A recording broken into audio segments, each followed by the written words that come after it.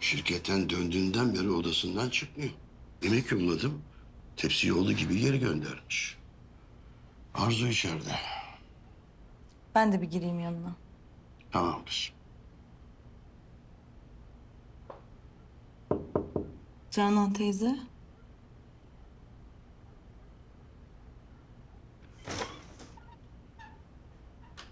İşte böyle kızım. Abini elinden tutup o Fuat denen adamla ortak etti Gonca. İşte bu Gonca var ya, bu kadar hesaplı, bu kadar hin bir kız. Canan teyzeciğim. Ben sizi merak ettim. Daha iyi misiniz? Henüz ölmedim yavrum. Ya aşk olsun, Allah korusun. Nasıl söz öyle? Anne.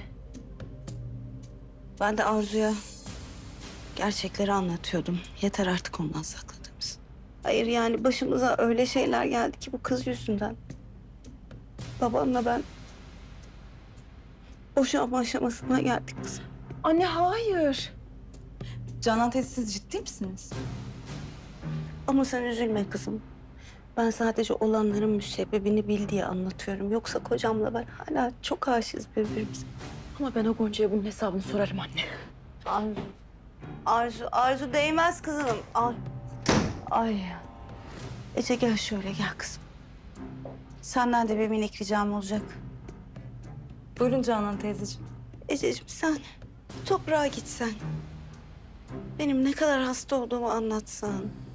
Hem bütün bunlar yüzünden annenle babam boşanıyor desen.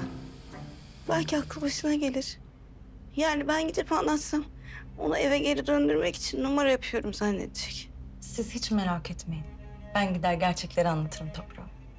Ben sana toprağın yeni evinin adresini yollarım. Tamam. Siz yeter ki iyi ol. Ah benim meleğim, meleğim. Ah.